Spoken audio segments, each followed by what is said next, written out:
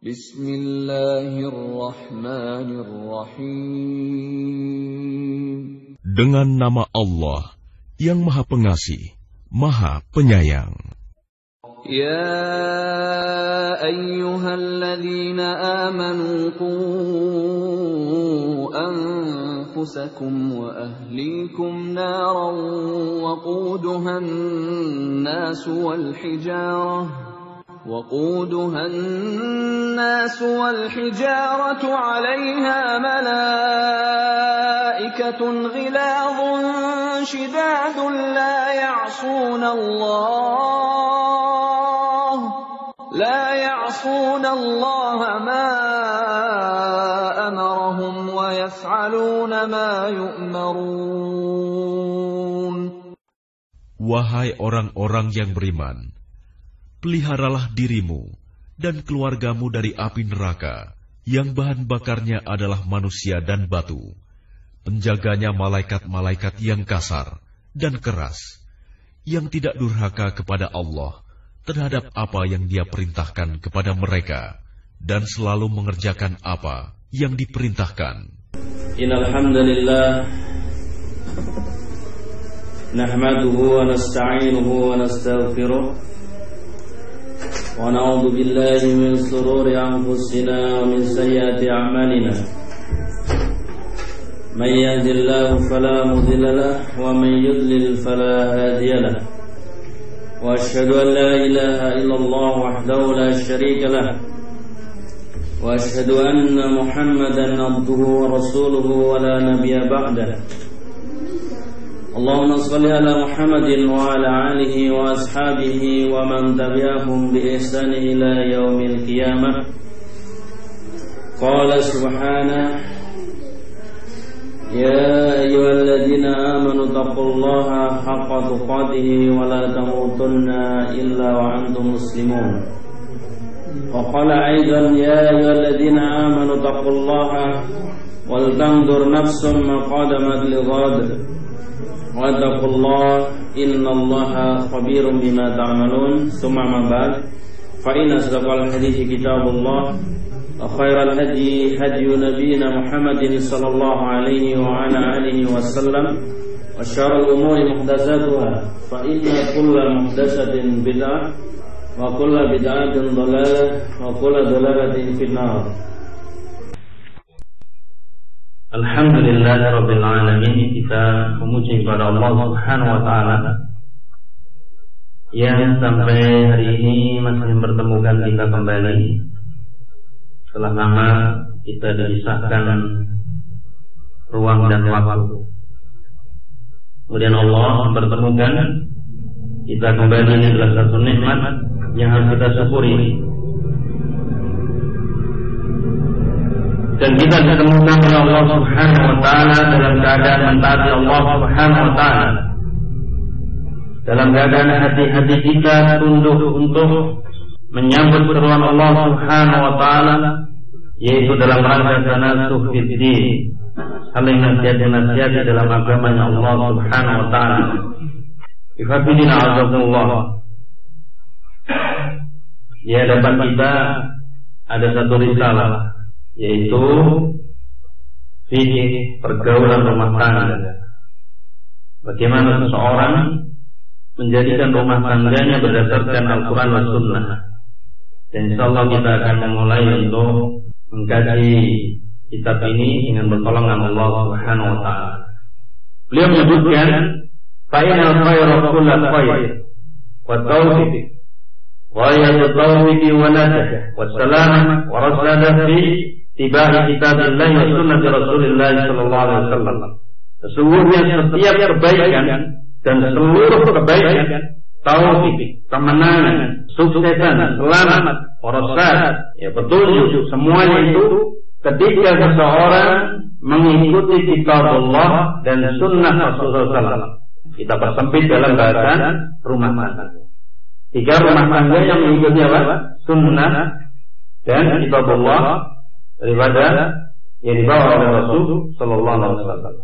La yasuku bidzalika muslim wa la yartabu bidzalika aqil.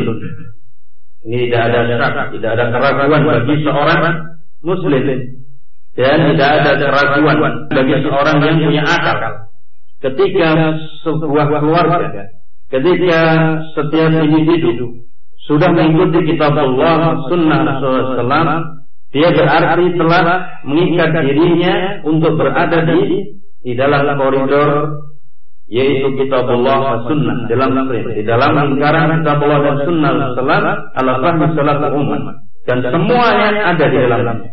Ya, maka Allah menyebutkan apa? Ma faratna fil kitabi min syai'. Allah itu tidak mengalahkan sesuatu sedikit pun di dalam kitab. Berarti seluruh permasalahan yang kita punya itu ada dalam Al-Quran. Antum pokoknya ngomong apa aja dalam Al-Quran ada. Ya, ada. Apa Al-Quran ada bakso? Ya, ada gitu. Ada dalam Al-Quran ada bakso. Allah menyebutkan apa? Lalu al-dzikr in kuntum la ta'lamun. Tanya kepada yang tahu kalau kamu enggak tahu. Ya. Berarti tanya kepada tukang bakso, apa itu bakso? Ya. Soalnya beda bakso Rio sama bakso sini. Beda ya. Sama. Nah, jadi setiap permasalahan dalam Al-Quran telah dijelaskan oleh Rasulullah SAW. Kalau kita ingat bagaimana Rasulullah SAW mengajarkan mulai dari kitab Sifo sampai semua hal yang paling besar, masalah jihad, masalah kewajiban-kewajiban kita yang paling utama. Maka ibadin Allah, ketika seseorang ingin membina keluarga, rumah tangga, yang harus dipegang pertama apa? Al-Kitab dan Sunnah. Ini komitmen. Kita harus senantiasa berada dalam Al-Kitab dan Sunnah. Rasulullah SAW menyebutkan apa? Taraktu fikum amrayn lam tadillu ma tamassaktum bihima kitabullah wa sunnah. Aku tinggalkan dua perkara bila kalian berpegang teguh tidak akan tersesat, tidak akan kebingungan. Ini benar-benar kita pakai apa itu? Kitabullah wa sunnah. Dan Rasul berusaha apa? Usikum bitabullah wa sam'i wa ta'ati wa in ta'amara alaikum abdul hadasi. Aku wasiatkan kalian untuk bertakwa kepada Allah, untuk mendengar dan taat, walaupun yang kalian seorang budak Ethiopia. Nah, kemudian fa innahu man ya'is minkum fasayara ikhtilafan katsira. Kalau kamu hidup dalam waktu yang panjang, itu perselisihannya banyak. Akan menemui perselisihan banyak. Maka apa?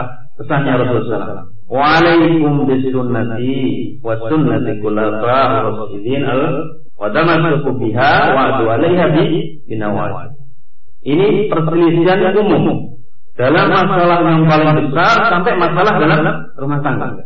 Kalau kita enggak berpegang teguh kepada Al-Quran dan Sunnah mulai sekarang benar, ya, misalnya kita cocok dalam masalah tadi makanan, ya, kita kembalikan kepada Al-Quran dan Sunnah. Ya ayyuhalladzina amanu, wa in tanaza'tum fi shay'in faruddu ila Allah wa rasulih. In kuntum tu'minu billahi wal yawmil akhir, dzalika khairu wa ahsanu ta'wila. Dalam kitab berselisih seperti itu, wahai orang yang beriman, jika kamu berselisih tentang sesuatu, itu apapun, maka kembalikan kepada Al-Quran dan Sunnah. Maka dikatakan tidak menyesal orang-orang yang senantiasa mengerjakan dua hal, musyawarah dan sholat istiqomah. Dalam rumah tangga ini tidak lepas dari ini. Hendaknya senantiasa dia mengerjakan ini, ya, mengerjakan musyawarah dan sholat. Kemudian Allah menyebutkan wa yaqulu subhanahu an kitabihi hada huda. Tapi kita pernah sungguh-sungguh ketika kita cocok dalam rumah tangga, kita jadikan Al-Quran sebagai petunjuk, sebagai huda. Dan Allah menyebutkan hada basairu lin-nasi wa huda wa rahmatil liqaumi yuqinun. Dan ini adalah basair, itu pedoman kepada manusia dan petunjuk serta rahmat untuk orang-orang yang beriman. Hada basair lin-nasi wa huda wa rahmah liqaumi yuqinun. Dan kita beriman pula ketika disebutkan ayat seperti ini dalam surat Al-Jathiyah ayat 20. Allah mengajarkan bahwasanya ini betul, maka harus dipegang dengan sungguh-sungguh. Maka ketika seseorang memulai rumah tangga, kemudian sudah mengarungi rumah tangga dan dia hidupnya dalam waktu yang sangat lama akan memenuhi banyak perselisihan, maka Rasul menyebutkan fa'alaikum bisunnati wa sunnati khulafa'ir rasyidin al-mahdiyyin Fatamassaku biha binnawajid. Hendaklah kamu berpegang teguh dengan sunnahku, sunnatul rasyidin, kemudian kalian gigit gerakam ya, dengan gigitan yang sangat kuat. Kemudian wasbidin alhamdulillah. Maka Rasul juga pesankan, berwasiat kepada kita semua untuk kita ya senantiasa menjauhi hal yang baru. Wa iyyakum wa muhdatsatil umur. Fa inna kulla muhdatsatin bid'ah wa kulla bid'atin dhalalah wa kulla dhalalatin fin nar. Ini suatu hal yang diperingatkan keras oleh Rasulullah sallallahu ya. Apalagi dalam urusan yang jelas ya, dalam masalah ibadah dan yang berhubungan langsung dengan Allah Subhanahu wa taala. Misalnya kalau mau sesuatu yang baru, saya itu kawin sudah 10 tahun, tapi nggak suki. Supaya pengen suki, ada namanya nikah lagi. Ya, nikah apa namanya? Pak Ali yang tahu. Nikah apa lagi? Bangun nikah. Bangun nikah. Ya. Itu maksudnya. Itu lain dengan Islam. Maka yang seperti itu kalau kita ikut-ikutan ya, kata bahaya ini, kata bahaya. Ini kalau sudah nikah, bangun nikah ini, kamu akan menemui kebahagiaan-kebahagiaan. Enggak pernah sengsara, bohong. Hidup itu ya bahagia yang namanya. Ya. Allah menyebutkan apa? Hayatul maut, ya biwakum ayyukum ahsanu amala. Jadi hidup itu ujian. Pasti kamu akan diuji. Kadang-kadang itu rumah tangga itu ada takutnya, ada kekurangan jiwa, ada kurang buah-buahan kadang-kadang, ya banyak utangnya gitu. Kadang-kadang juga kalau berlebih, jadi naik turun itu sudah sesuatu yang biasa. Nah, kemudian berpegang teguh pada sunnah kata saya di sini. Wasunnatu Rasulullah sallallahu alaihi wasallam mubayyinatun li kitabillah. Wa qala Allah subhanahu wa ta'ala wa ma yantiqu 'anil hawa in huwa illa wahyun yuha. Alamahu syadidul quwa. Ini menyatakan bahwa sunnah Rasulullah ini menjelaskan dan itu bukan hawa nafsu. Maka apa-apa yang kita ikuti dari Rasulullah SAW ini benar-benar wahyu. Kalau kita ikuti benar akan mendapatkan kebahagiaan. Kemudian Rasulullah saya menyebutkan bahwasanya pemberian terbaik itu adalah ketika seorang menjadikan dalam kehidupannya, dalam rumah tangganya, adalah ketika dia memahami benar ilmu tentang hikmah dari Al-Quran dan Sunnah yang menerangkan tentang ini kehidupan rumah tangga, yaitu pemberian yang paling baik. Yu'til hikmata man yasha wa man yu'tal hikmata faqad utiya khairan katsiran. Surat Al-Baqarah ayat 269 sana dijelaskan Allah memberi hikmah kepada orang yang dikehendaki, dan barang siapa yang dikehendaki Allah SWT hikmah, pemahaman kitab sunnah, maka faqad utiya khairan katsiran. Maka jika seorang suami dan istri itu dia memahami benar dari isi kitab Al-Quran dan Sunnah, terutama masalah tafsir, ya, masalah perincian dari fikih berhubungan suami istri, mendidik anak, ya, dia akan disebutkan di sini telah diberikan kebaikan yang paling banyak. Karena kebahagiaan itu munculnya adalah pada diri kita dan keluarga kita dahulu, Bapak. Banyak orang mencari keluarga kebahagiaan di luar, tapi di dalam tidak bahagia. Ya, tiap malam dia keluar rumah, ada yang bilang ngopi sampai jam 1 malam, ya. Istrinya dibiarkan nunggu, ya. Ya, seperti itu. Nyari kebahagiaan di rumah. Ada cara-cara lain. Ya, jangan sampai kita terinfiltrasi, disamarkan oleh penipu iblis, ya. Sehingga apa yang dikerjakan itu ternyata itu melampaui, ya, sesuatu yang mubah tapi melampaui. Dan sesuatu yang mubah dari godaan setan apa? Untuk melalaikan yang wajib. Ya, digoda sedikit-sedikit hingga yang wajib lupa.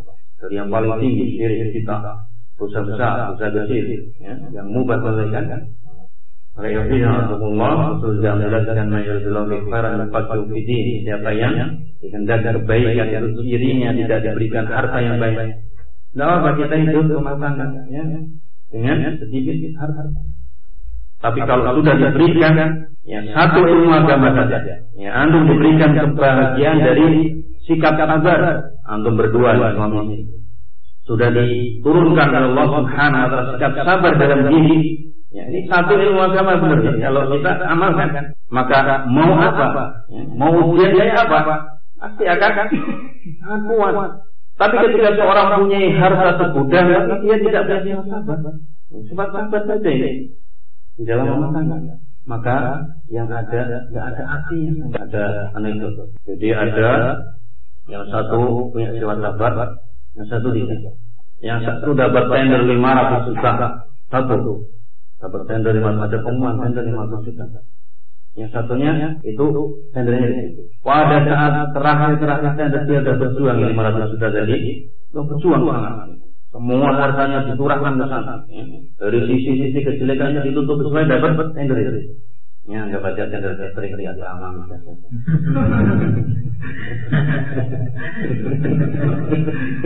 Ya, 500 juta misalnya kan. Kemudian enggak tahunya masih ada kekurangan dan ditolak itu tendernya. Padahal sudah habis berapa Pak? Ya, dia sudah habis banyak itu, puluhan juta. Sampai rumah itu ya, semuanya dibisuin anak-anaknya. Ya, anak-anaknya dimarahin padahal anak enggak tahu apa-apa. Apa sih Pak? Gitu. Istrinya juga ya, merasa enggak enak gitu ya. Karena dia marah-marah terus. Dia keluar rumah ya, sambil marah-marah nengok tetangganya senyum ke dalam. Ada seorang yang satu lagi yang penyapa senyum aja. Hari Assalamualaikum ya kan. Kamu senyum kenapa? Enggak tahu orang lagi enggak dapat tender di asal migas ini. Gitu. Dengar aja. Kan orang kalau sudah marah seperti itu kan. Rasul sampai memberikan apa? Ya.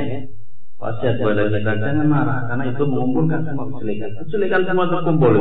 Mulai dari anak sampai istri semuanya kena. Ya.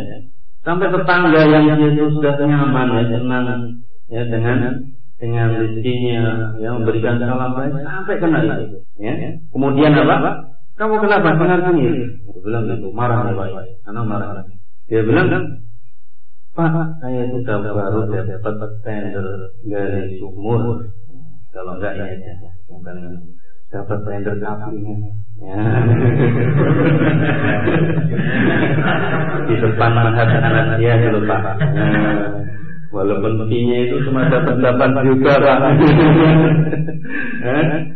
Tapi Masya Allah saya bersyukur banget Pak.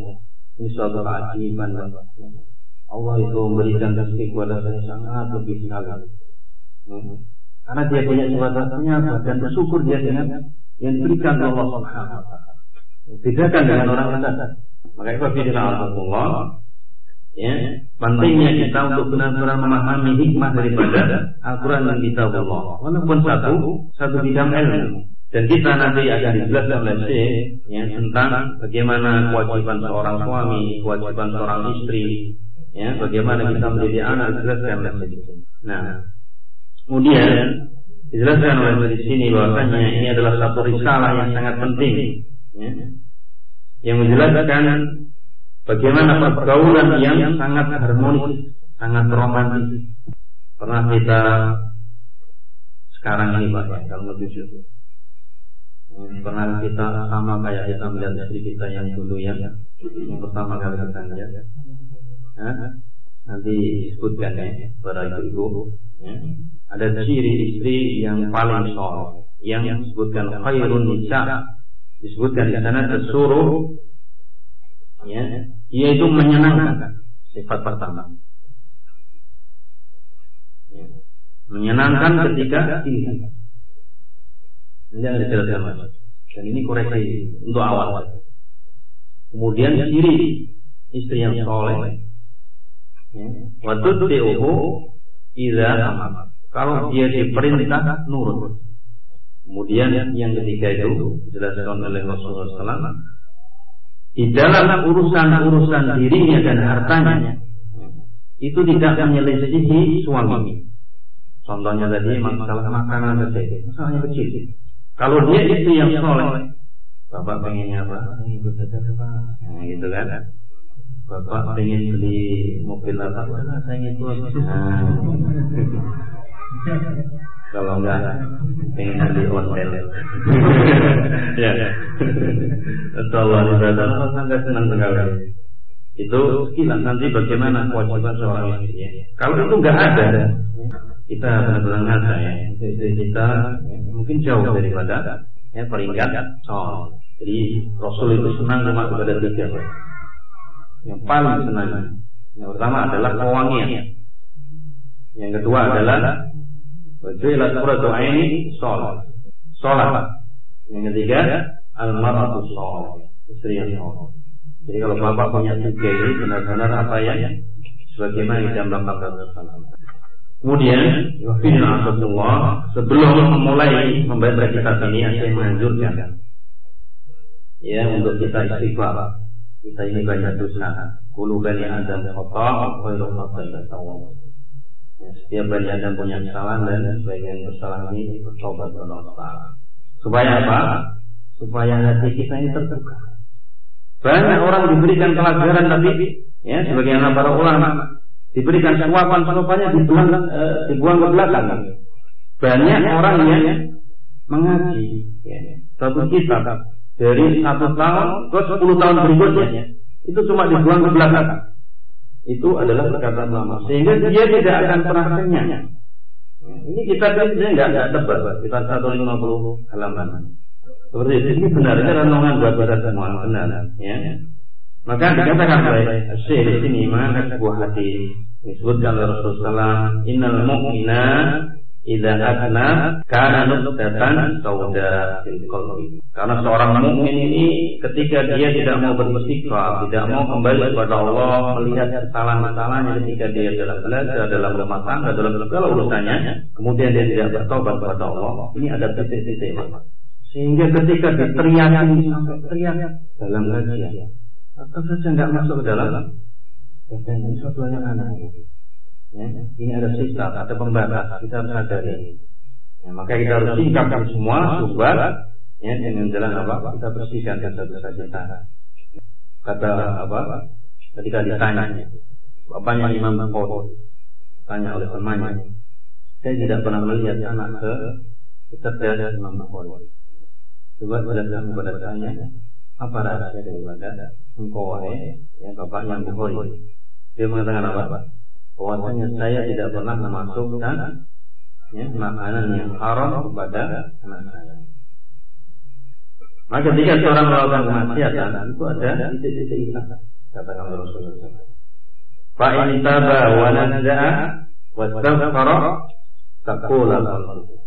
Kalau dia bertaubat kemudian dia menjauh daripada dosa itu kemudian beristighfar, dia apa? Beristighfar itu. Ya. Makanya berapa kali Rasulullah SAW beristighfar dalam sehari yang buat kita harusnya menangis. Kita kaum muslimin kalau istighfar atau sholat nggak ada ruhnya. Kita gunakan kesempatan kita, waktu kita untuk benar-benar astagfirullah. Ini benar-benar kita gunakan. Rasulullah SAW dikatakan 100 dalam sehari zikir ya belum zikir yang lain. Sehingga cahaya yang masuk ke dalam dadanya ini benar-benar mendekat. Kemudian wa in jada hatta ya'ruwa qalbu. Kalau dia melakukan apa? Dosa itu bertambah dan bertambah lagi ya, sampai tertutup daripada hatinya ya, daripada titik-titik hilang. Ya, sebagaimana disebutkan Allah SWT, kala barranan ala qulubihim makanu yaksibun. Itu Rasulullah ya, qadimah dari Syekh. Mudah-mudahan mengingatkan kita ya, akan pentingnya persiapan kita untuk mempelajari ilmu. Kita bacakan ya dari judul yang pertama sebentar aja. Bahasan kita malam ini sebutkan oleh qamatur rajul 'alal mar'ah, kepemimpinan seorang laki-laki atas perempuan. Ini dijelaskan oleh Allah Subhanahu wa taala dalam surat An-Nisa ayat 34. Qala Allah Ta'ala ar-rijalu qawwamuna 'ala an-nisa. Rijal para laki-laki itu adalah pemimpin atas perempuan. Kullu baitin yahzam qayyimun yaqumu 'alaiha wa yudabbiru amrahu wa yasusu wa yahfadhu wa yara'u wa hadzal qayyimu yanbaghi an yasma'a lahu wa yuta'a ma lam ya'muru bi ma'siyatillah subhanahu wa ta'ala. Saya menjelaskan, setiap rumah tangga itu sudah lazim memerlukan adanya pemimpin yang mengatur urusan-urusannya, yang memerintah segala perkara yang ada di dalamnya, dan yang memberikan perlindungan dari apa-apa yang ada di dalamnya, kemudian menjaganya dan yang mengembalakannya. Wa hadzal qayyimu, dan kepemimpinan ini yang bagi yasma', hendaknya dia didengar, lahu yuta', dan hendaknya dia ditaati, malam ya'muru bi ma'siyatillahi subhanahu wa ta'ala, selama tidak memerintahkan kepada kemaksiatan kepada Allah Subhanahu wa taala. Wa hadzal qayyimu 'alal baiti, dan kepemimpinan ini di rumah tangga wa ar-rajul, ia adalah laki-laki. Jadi rumah tangga itu harus ada sopirnya.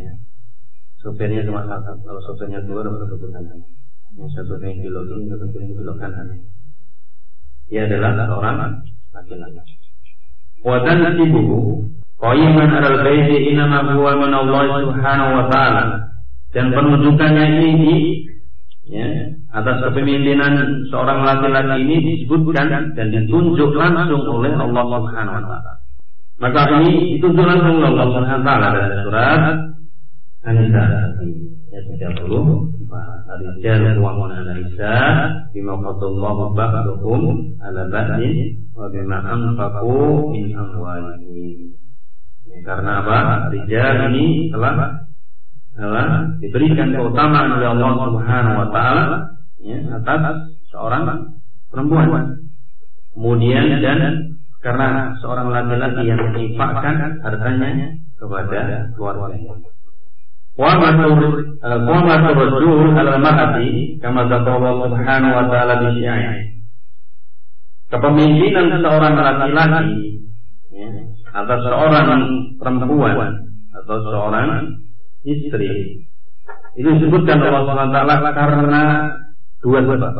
Awalnya bima fadallahu ba'dahum 'ala ba'din, ay bima fadallahu bihi ar-rijalu 'ala nisa'i fi aslin khalaqihim min quwwatil rijal.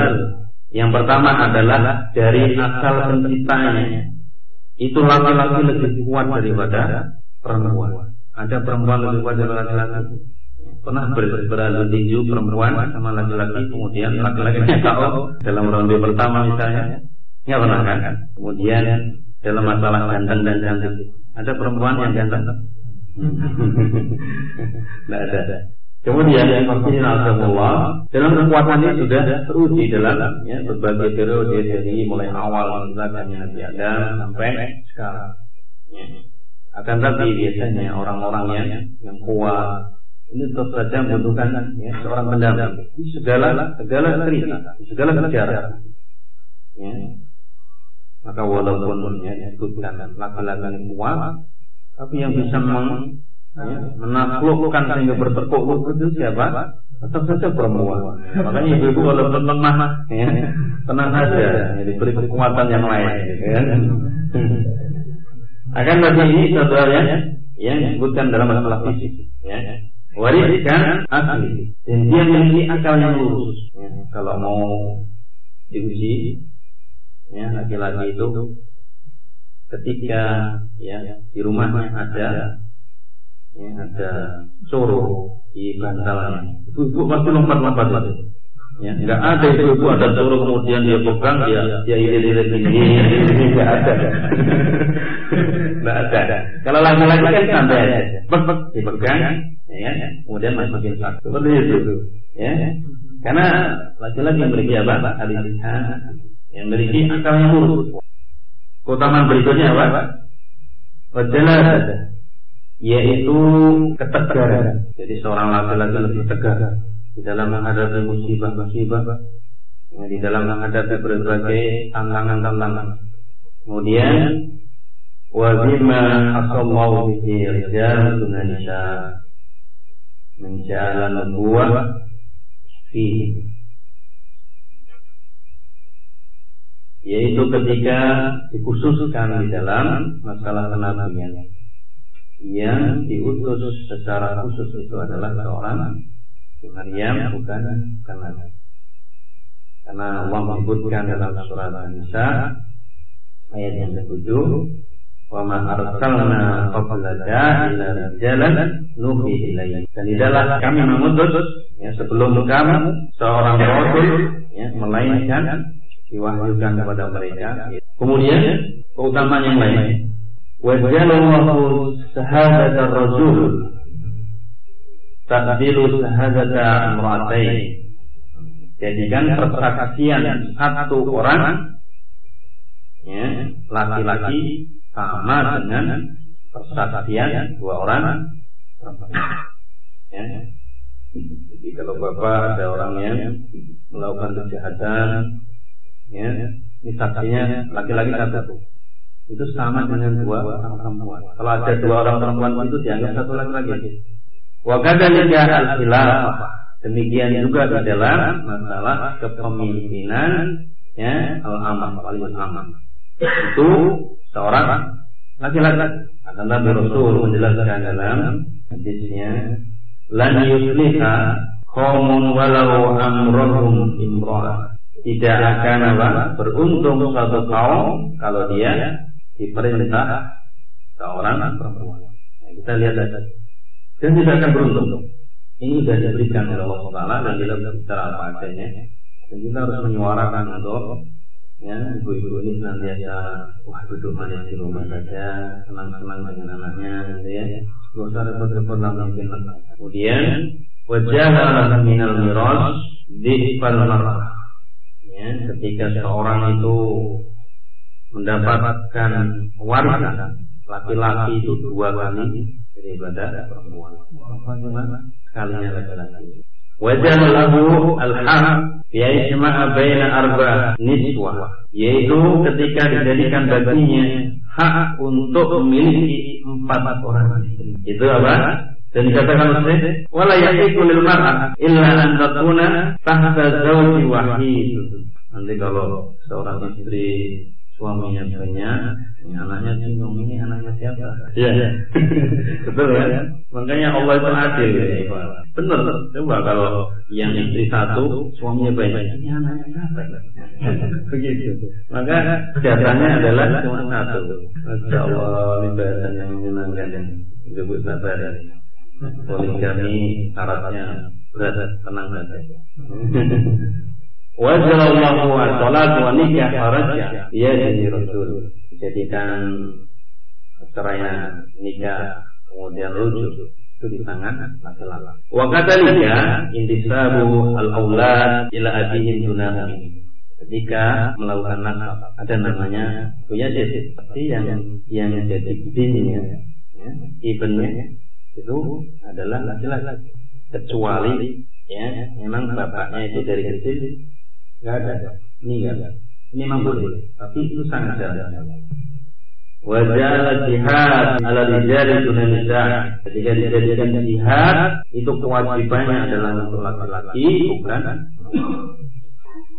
Wahada min masail al-amr bil ma'ruf wa nahy 'anil munkar tata'allaqu bi rijal dunan nisa. Illa ghairi dzalik min umuri muta'alliqati bi rijal dunan nisa. Dan ketika menyeru kepada dakwah ma'ruf nahi munkar ini yang paling wajib adalah laki-laki. Walaupun ibu tetap berdakwah di kalangannya, tapi yang wajib yang menegakkan amar ma'ruf nahi munkar, ra'a minkum munkaran falyughayyir biyadihi, fa illam yastati' bi lisanihi ila akhir hadis. Ini adalah kewajiban laki-laki. Kemudian dikatakan dan banyak lagi dari yang tidak disebutkan di sini dari kelebihan-kelebihan laki-laki. Jadi ibu harus bangga bahwa yang banyak laki-laki. Dari urusan-urusan yang tidak dijelaskan. Misalnya masalah akikah, laki-laki juga disebutkan, dua. Tapi kalau perempuan satu saja. Insyaallah kita lanjutkan dalam kesempatan yang akan datang. dari keutamaan laki-laki yang berikutnya, kemudian baru kita kasih tanggung jawab. Subhanallah wa bihamdihi, asyhadu an la ilaha illa anta, astaghfiruka wa atubu ilaik.